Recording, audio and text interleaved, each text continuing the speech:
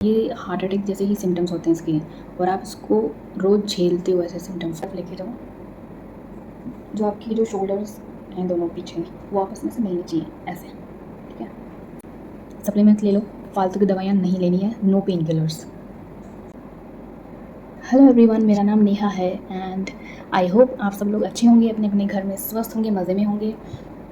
आज जिस टॉपिक पे मैं वीडियो बनाने वाली हूँ, आई एम श्योर कि बहुत लोग उस चीज़ को सहन करते हैं, कभी बोल नहीं पाते अपनों से और खुद समझ नहीं पाते। जिस चीज़ के बारे में मैं बताने वाली हूँ वो है vitamin B12 and vitamin D की डेफिशिएंसी।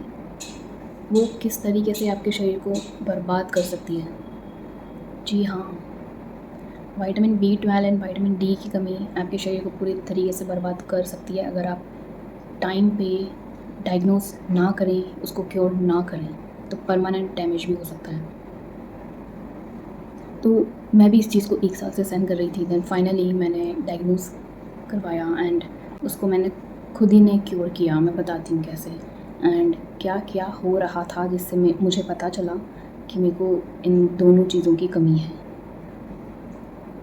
तो स्ट्रेस तो नॉर्मली इंसान को रहता ही है, तो काम का स्ट्रेस हो गया, कुछ भी हो गया, तो मेरे को शुरू हो गया यहाँ से लेके पूरा टो तक मसल स्ट्रेन होना, पेन होना, cervical neck and shoulder pain होना, सर्वाइकल स्पॉन्डिलाइसिस हो चुका था मुझे, इतना सीवियर हो गया था, नमनेस होने लग गई।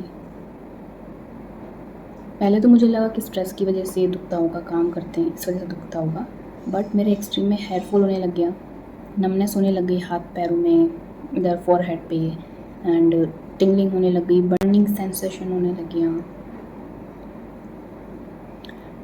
फिर मेरे को लगा कि कुछ तो गड़बड़ है भाई, तो मैंने डिसाइड किया फिर डॉक्टर के पास जाने का।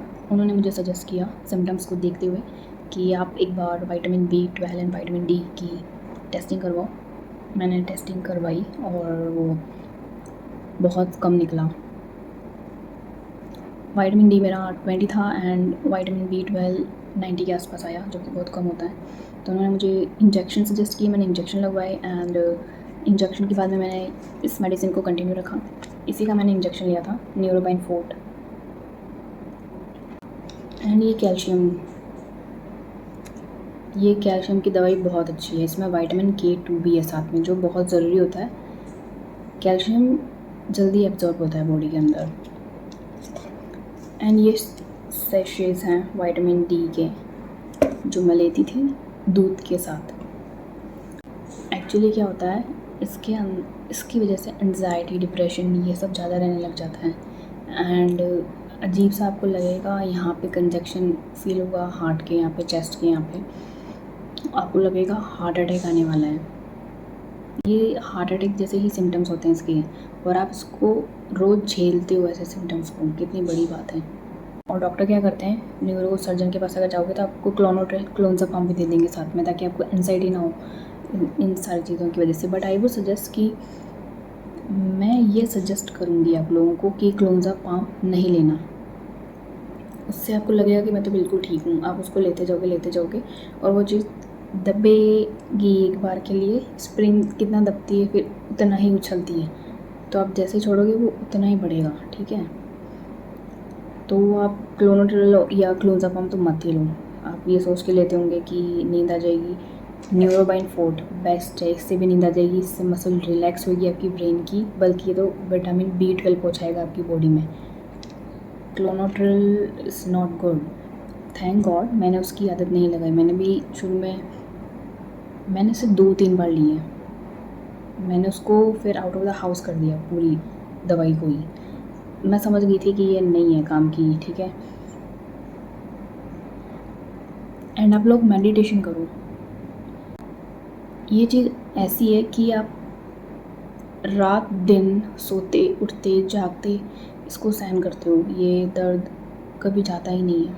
अगर आप क्योर नहीं करो तो आपको सारा दिन वीकनेस लगेगी, मसल पेन होता रहेगा, फैटिग लगेगा, डिजीनेस लगेगी, कोई समझ नहीं पाएगा आपका, बल्कि मजाक ही उड़ाएंगे। अगर आप बोलोगे तो बोलेंगे अरे क्या इतना सा दर्द, तो सबको ही होता रहता है, इसमें क्या। बट जिस पे बीतती है उसी को पता चलता है। अगर आप में से किसी के घर में किसी को ये प्रॉब्लम है तो आप डायग्नोस करवाओ, अच्छे से क्योर करो, ठीक है। ये हल्के में लेने वाली बात नहीं है, इससे परमानेंट मसल डैमेज भी हो सकता है एंड इससे हर्निएटेड डिस्क भी हो सकती है। बहुत गंदी चीज़ होती है ये, इसको टाइम पे क्योर कर लो। मैंने क्या क्या किया, मैंने ये सारी 3 मेडिसिन ली थी, calcium, vitamin D and vitamin B12 की। साथ में मैंने थोड़ा बहुत योगा किया एंड जो मेन चीज़ मैंने की दवाई के साथ वो है deep breathing and anulom vilom. Anulom vilom and deep breathing एक ऐसी चीज़ है जो बड़ी से बड़ी बीमारी ख़त्म कर सकती है। सच में मैंने टच वुड, थैंक गॉड, मैंने टाइम पे खुद की बॉडी को समझा, जाना और फिर अपने आप के ऊपर काम किया। अपने आप के शरीर को मैंने टाइम दिया, समय दिया। लोग चाहे कुछ भी बोलें, बोलते रहो, आपकी बॉडी है, आप ही को करना पड़ेगा। लोग सिर्फ ताने देने के अलावा और कुछ भी नहीं करेंगे। तो आप अपनी बॉडी को समझो, जानो और समय दो, टाइम पे क्योर करो। आपको भी अगर ये सारे सिम्टम्स हैं, ये सारी दिक्कतें हो रही हैं एंड किसी की बातों में ध्यान मत दो, अपने शरीर पे ध्यान दो, ठीक है। एंड कुछ मैंने योगा किए थे, जैसे सूर्य नमस्कार इज़ बेस्ट। उससे सारी स्ट्रेचिंग भी हो जाती है, सारी नसें खुल जाती है, उससे बेस्ट एक्सरसाइज है। अगर आपको ये चीज़ हो रही है तो आप कुछ भी मत करो, सिर्फ अनुलोम विलोम, डीप ब्रीदिंग एंड सूर्य नमस्कार। डीप ब्रीदिंग की आप प्रैक्टिस करो, बहुत अच्छी चीज़ है। और आप लोग किसी का मजाक मत उड़ाओ। अगर किसी को ये चीज़ हो रही है तो समझो, जानो अगले को क्या हो रहा है, प्रॉपर डायग्नोस करो एंड किसी अच्छे डॉक्टर के पास जाओ, ठीक है।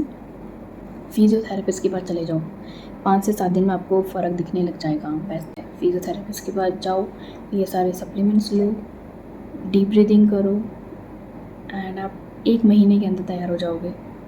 आप खुद मेरे को कमेंट में आके बोलोगे कि बॉडी में काफ़ी चेंज आ गया। और अपना पोस्चर सही रखो हमेशा, पोस्चर बहुत इम्पोर्टेंट है साथ में, क्योंकि एक बार ये अगर हो जाती है तो ये पोस्चर के कारण वापस से हो सकती है। तो पोस्चर को भी सही रखो एंड आप लोग मेडिटेशन करो। Meditation is important to relax your brain muscles and stop overthinking. ये ओवर थिंकिंग, स्ट्रेस लेना, ये सारी चीज़ें और बढ़ाती हैं इनको। स्ट्रेस लेने से ये चीज़ ख़त्म नहीं होगी और बढ़ेगी। तो इन छोटी छोटी चीज़ों पे आप ध्यान दो, लाइफस्टाइल को चेंज करो, हेल्दी फूड खाओ, ऐसी चीज़ें मत खाओ जिससे गैस बनती हो, तो वो और ट्रिगर होता है, नसों में गैस बढ़ जाती है। तो वो ये चीज़ और डबल पावर के साथ आती है कि मैं बताता हूँ दर्द किसको कहते हैं। तो आप पिज़्ज़ा खा लोगे एक बार, बर्गर खा लोगे, बट आप सिर्फ एक ज़ुबान के स्वाद के लिए अपने पूरे शरीर को तकलीफ़ दे रहे हो। तो आप ही को कंट्रोल करना होगा।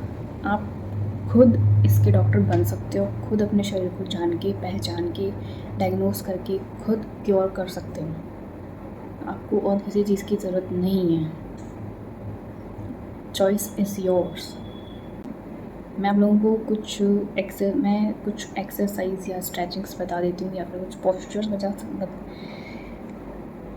जो मुझे मेरी फिजियोथेरेपिस्ट ने बताए थे, मैं आपको बता देती हूँ। एक तो आप किसी भी चेयर पे ऐसे आगे बैठ सकते हो और हाथ को एकदम आगे रख के ऐसे पीछे की तरफ लेके जाओ। जो आपकी जो शोल्डर्स हैं दोनों पीछे, वो आपस में से मिलनी चाहिए ऐसे, ठीक है। इससे ये स्ट्रेच होगी एंड जिस हाथ में पेन है उसको ऐसे ऊपर रखो, जिस हाथ में नहीं है उसको बैक में रखो एंड इसको ऐसी वाली एक्सरसाइज करो। ये बहुत अच्छी एक्सरसाइज है। एक है ऐसे रख के आपको यहाँ की मसल जो है नेक एंड शोल्डर, इसको स्ट्रेच करना है दोनों को।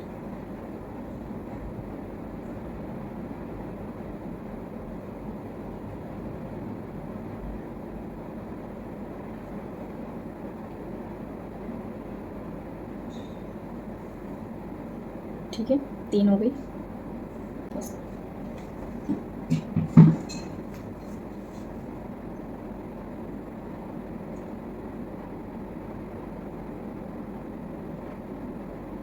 सेकेंड, सीधे खड़े रहना है, थर्ड, दोनों सही से स्ट्रेच करो,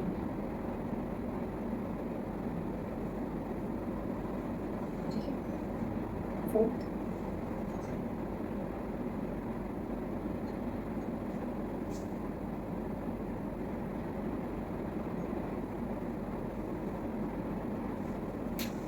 तो आप लोग ये सारी चीज़ें करो और I am damn sure, I am 100% sure ये आपका क्योर हो जाएगी चीज़ें, ठीक है। सप्लीमेंट्स ले लो, फालतू की दवाइयाँ नहीं लेनी है, नो पेन किलर्स, दूध पियो, हेल्दी चीज़ें खाओ। अगर किसी को दूध से गैस बनती है तो इतना दूध इतना पानी मिला के पी लो, लेकिन पियो ज़रूर। एंड 30 मिनट्स वॉक ज़रूर करो रोज़, सुबह या शाम को डिनर के बाद में, खाना खाने के बाद या सुबह कभी भी कर सकते हो, लेकिन 30 मिनट्स वॉक ज़रूरी है, क्योंकि इसमें नमनेस आने लग जाती है, हाथ पैर सूखने लग जाते हैं, विच इज़ नॉट गुड, क्योंकि नर्व कंप्रेस होती है तो उसको खोलना अपने को ज़रूरी है। आई होप ये वीडियो आप लोगों के लिए हेल्पफुल रहेगा। मेरे को कमेंट में ज़रूर बताना आप लोगों को ये प्रॉब्लम है। आपको अगर कुछ भी पूछना हो मेरे को कमेंट सेक्शन में पूछ सकते हो, एंड दवाइयों के नाम, मेडिसिन के नाम, या मैंने क्या क्या किया, ठीक है। और जब भी आप ठीक होते हो वापस आना, कमेंट में ज़रूर लिख के जाना कि आप लोगों को फ़र्क पड़ा है इस चीज़ से, ठीक है। All the best, have a good day, take care.